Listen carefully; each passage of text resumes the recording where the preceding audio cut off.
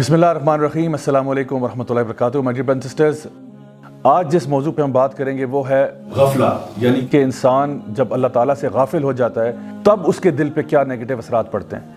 अल्लाह सुब्हानहू तआला फरमाते हैं कुरान मजीद में, इक़्तरब लिन्नासि हिसाबुहुम वहुम फ़ी गफ़लतिन मुरिदून, कि हिसाब का दिन लोगों के सरों पर आया हुआ है और लोग अभी तक गफलत में बैठे हुए हैं। एक और जगह पे अल्लाह सुब्हानहू तआला फरमाते हैं, अलम यअनी लिल्लज़ीना आमनू अन तख़शा क़ुलूबुहुम लिज़िक्रिल्लाह, कि क्या अब वक्त आ नहीं गया कि जो ईमान वाले हैं उनके दिल लरस जाएं अल्लाह ताला की इन आयात से। तो माय डियर ब्रदर्स सिस्टर्स, क्या वक्त आ नहीं गया कि हमारे दिल जब कुरान मजीद की आयात के साथ उनका ताल्लुक़ बने तो वो लरस जाएं, वो कांप उठें। गफलत असल में है क्या? अल्लामा राग़िब अल-इस्फ़हानी रहिमहुल्लाह फरमाते हैं कि गफलत का मतलब है कि जब इंसान किसी चीज़ को भुला बैठता है या किसी चीज़ को निगलेक्ट कर देता है या किसी चीज़ के बारे में बेपरवाह हो जाता है। गफलत भी दो किस्मों की पाई जाती है। एक है महमूद गफला, यानी वो लोग जो कि एक पॉजिटिव गफला है कि वो गुनाहों से गाफिल हो चुके हैं, यानी कि वो गुनाहों की तरफ जाते ही नहीं हैं। इतने नेक लोग हैं, इतने शरीफ नफ्स लोग हैं, इतने तकवा वाले लोग हैं कि अब वो बड़े बड़े गुनाहों के बारे में सोचते तक नहीं है। तो ये गफलत तो जो है ये अच्छी चीज़ है। दूसरी गफलत है मज़मूम गफला, और इसके आगे से तीन मजीद हिस्से हैं। एक इसमें आर्जी गफलत होती है जो कि थोड़ी देर के लिए इंसान के ऊपर आती है, किसी नेक इंसान पे भी आ सकती है। वैसे वो बड़ा नेक लाइफस्टाइल गुजार रहा था लेकिन कुछ देर के लिए वो गाफिल हो गया और उससे गुनाह हो गया, तो इसको आर्जी गफला कहते हैं। दूसरे नंबर के ऊपर जो गफला है उसको मुतकर्रर गफला कहते हैं, यानी ये वो है जो कि कंसिस्टेंट गफला है, जो कि किसी फासिक और फाजिर को आती है, जो एक मुस्तकिल गुनाहों की स्टेट के अंदर होता है और कम ही होता है कि वो वापस सीधे रास्ते की तरफ आता है। और फिर एक होती है जिसको तामा कहते हैं, तामा गफला, यानी वो जो कि परमानेंट गफला है, जो कि कुफार के ऊपर, मुनाफिकीन के ऊपर छाई होती है, जिसकी वजह से वो परमानेंटली अल्लाह ताला से दूर हो जाते हैं। तो ये वो गफलतें हैं जिनसे इंसान को बचना चाहिए। अब सवाल ये पैदा होता है कि आखिर इंसान गाफिल किस चीज़ से होता है? इंसान गाफिल होता है अल्लाह के दीन से, कुरान मजीद से, ज़िक्र करने से, हिफाजत की दुआएं पढ़ने से, नेक नीयत रखने से, और जितने भी नेक अमाल हैं उनकी प्रायोरिटी को गलत कर देता है। ये भी गफलत की एक निशानी है। और अपने ज़िंदगी के मकसद से गाफिल हो चुका है, हत्ता के क़यामत के दिन से गाफिल हो चुका है। अल्लाह सुब्हानहू तआला फरमाते हैं ऐसे लोगों के बारे में, उलाइका कल अनआम बल हुम अदल उलाइका हुमुल गाफिलून, ये लोग जानवरों जैसे हैं, नहीं शायद उससे भी बदतर, यही तो गाफिल लोग हैं। यानी सुभान अल्लाह, भेड़ बकरियां भी इतनी गाफिल नहीं होती जितना कभी कभार इंसान हो जाता है। अब सवाल ये पैदा होता है कि आखिर गफलत इंसान को होती क्यों है? उसकी बुनियादी तौर पर एक वजह यह है कि जब इंसान दुनियादारी की तरफ बहुत ज़्यादा लग जाता है, ऐशो इशरत की तरफ बहुत लग जाता है, आराम और सुकून की तरफ बहुत ज़्यादा राग़िब हो जाता है, तो वो गाफिल हो जाता है। जब एक इंसान कहता है मुझे एक लैविश लाइफस्टाइल चाहिए, मैंने अपने नफ्स की पूजा करनी है, मेरी जो मर्ज़ी होगी मैं वो करूँगा, खेल तमाशे में अपने आप को बहुत ज़्यादा इन्वॉल्व करना, ये सारी वो चीज़ें हैं जो कि इंसान को गाफिल कर देती हैं। हत्ता कि एक इंसान जो अपने बिज़नेस में, अपनी जॉब में भी बहुत ज़्यादा इन्वॉल्व हो जाए और जिसको हम कहते हैं वर्कaholic बन जाए, वो भी अक्सर औक़ात अल्लाह ताला के दीन से गाफिल हो जाता है।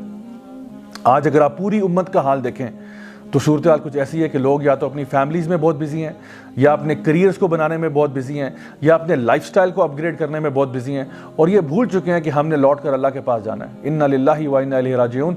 हम भूल चुके हैं कि हमने अल्लाह के सामने एक दिन पेश होना है। और अल्लाह ताला फरमाते हैं कुरान मजीद में, फमन यअमल मिस्क़ाल ज़र्रतिन खैरन यरा वमन यअमल मिस्क़ाल ज़र्रतिन शर्रन यरा।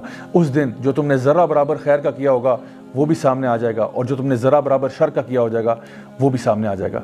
आजकल के मैसेज को अगर हम देखें तो अक्सर औक़ात लोग कुरान मजीद से गाफिल हैं, नबी करीम सल्लल्लाहु अलैहि वसल्लम की सुन्नतों से गाफिल हैं, और शायद अल्लाह ताला के दीन पर अमल करना हमारी विश लिस्ट में ही नहीं है। यही सबसे बड़ा अलमिया है। हम कहते हैं हमने बड़ा आदमी बनना है, हमने अपने कारोबार को प्रोग्रेस कराना है, हमने अपनी जॉब में आगे बढ़ना है, लेकिन अल्लाह का बंदा बनना है, ये हमारी विश लिस्ट में भी अल्लाह माफ़ करे नहीं आता। अब असल में जो गफलत की स्टेट में इंसान चला जाए, जिसका दिल गाफिल हो जाए, उसके ऊपर पनिशमेंट्स क्या हैं? उलमा इसके बारे में बयान करते हैं कि ऐसा शख्स जो है उसकी पनिशमेंट दुनिया में भी होती है और आखिरत में भी होती है। ऐसा शख्स जो है उसकी ज़िंदगी से अल्लाह ताला बरकतों को उठा लेते हैं, उसकी दुआएं कबूल नहीं होती, शैतान उसके ऊपर हावी हो जाता है और वो बदतरीन अंजाम की तरफ पहुंचता है। यानी कि उसका जो अंजाम दुनिया में भी होता है वो बहुत बुरा होता है, आखिरत में तो बुरा होगा ही होगा। अल्लाह सुब्हानहू तआला ने बनी इसराइल का जिक्र किया कुरान मजीद में सूरतुल बकरा के अंदर, या बनी इसराइल उज़कुरू नेमती अल्लती अनअमतु अलैकुम व अन्नी फद्दलतुकुम अलल आलमीन, कि ए बनी इसराइल याद करो कि अल्लाह ताला ने तुम्हारे ऊपर कितनी नेमतें की थी और तुम्हें तमाम आलमीन के ऊपर फजीलत अता फरमाई। تو بنی اسرائیل کا واقعہ قرآن مجید میں اسی لیے بتایا گیا کہ وہ بڑے اللہ کے نیک لوگ ہوا کرتے تھے، بڑے چوزن لوگ تھے اللہ تعالیٰ کے، لیکن چونکہ وہ غافل ہو گئے اپنے مشن سے، اپنے ویژن سے، اللہ تعالیٰ کی طرف قریب جانے سے، تو اللہ تعالیٰ نے ان کو برباد کر دیا، اور وہ لوگ ہو گئے جن پہ اللہ تعالیٰ کا غضب نازل ہوا۔ My dear brothers and sisters, بالکل اسی طرح سے اللہ سبحانہ تعالیٰ سورہ آل عمران کے اندر مسلمانوں کو اب یہ ٹائٹل دیتے ہیں، یہ کہہ کر کنتم خیر امۃ اخرجت للناس تأمرون بالمعروف وتنہون عن المنکر وتؤمنون باللہ، کہ تم اے مسلمانوں اب بہترین امت ہو۔ ایک زمانے میں بنی اسرائیل ہوا کرتے تھے، اب تم بہترین امت ہو، لیکن کیوں؟ جسٹ بیکاز تم ایک مسلمان فیملی میں پیدا ہو گئے اس لیے بہترین امت ہو؟ نہیں، اس لیے تم بہترین امت ہو اگر تم اپنے فریضے کو پورا کرو۔ تأمرون بالمعروف وتنہون عن المنکر وتؤمنون باللہ، تم لوگوں کو نیکی کا حکم دو، برائی سے روکو اور اللہ پر ایمان لاؤ۔ My dear brothers and sisters, تھوڑی دیر کے لیے سوچئے، کیا ہم اس فریضے کو پورا کر رہے ہیں؟ ہمارے سامنے اگر کچھ برا ہوتا ہے، کیا ہم اس کو اپنے ہاتھ سے روکتے ہیں؟ چلو ہاتھ سے روکنے کی استطاعت نہ صحیح، کیا اس کو زبان سے روک پاتے ہیں؟ چلو زبان سے بھی روکنے کی استطاعت نہ صحیح، کیا اس کو ایٹ لیسٹ دل میں برا سمجھتے ہیں؟ یا کیا ہم ایک ایسے معاشرے میں رہتے ہیں جہاں پہ ہم نے برائی کو برائی سمجھنا بھی چھوڑ دیا ہے؟ تو جان لیں کہ جس طرح پہلی قومیں برباد ہوئی ہیں، بالکل اسی طرح سے آج کی بھی قوم برباد ہو سکتی ہے اگر وہ اللہ تعالیٰ کے بتائے ہوئے دین کے اوپر نہیں چلے گی اور غفلت کی اس کنسسٹنٹ سٹیٹ کے اندر رہے گی۔ اب غفلت کو ہرانے کا طریقہ کیا ہے؟ My dear brothers and sisters, غفلت کو ہرانے کا طریقہ ایک ہے، اور وہ ہے علم حاصل کرنا۔ نبی کریم صلی اللہ علیہ وسلم نے جب موازنہ کیا ان لوگوں کا جو دین کا علم رکھتے ہیں بنسبت ان کے جو دین کا فہم نہیں رکھتے، تو آپ نے فرمایا ان کا ڈفرنس ایسا ہے جیسے کہ چاند اور تاروں کا، یعنی جو قرآن مجید کا علم رکھتا ہے، جو دین کی تعلیم حاصل کرتا ہے، اس کی مثال ایسے جیسے چاند کی ہے، آسمان پر کلیئر نظر آ رہا ہے، اور جو باقی لوگ ہیں، عام لوگ، عبادت گزار قسم کے جو لوگ ہیں جن کے پاس دین کا فہم نہیں ہے، وہ تاروں کی مانند ہیں۔ اور آپ نے فرمایا کہ تم میں سے جو علم والا ہے اور جو علم نہیں رکھتا، اس کی مثال ایسے ہے کہ جیسے میری، یعنی کہ نبی کریم صلی اللہ علیہ وسلم کا اگر مقابلہ کیا جائے امت کے سب سے ادنا شخص کے ساتھ، یہ مقابلہ ہے اگر آپ دیکھیں جو علم حاصل کرنے والے ہیں۔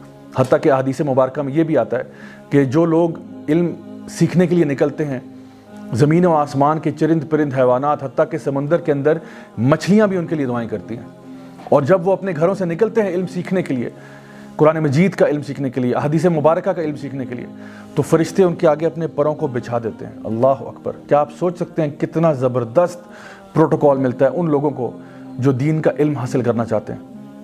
اور جو شخص بھی دین کا علم حاصل کرنے کے لیے نکلتا ہے وہ اصل میں اللہ کی راہ میں جہاد کر رہا ہوتا ہے۔ تو آج سے آپ فیصلہ کریں انشاءاللہ کہ ہم لوگ اپنے آپ کو اس غفلت سے نکالیں گے۔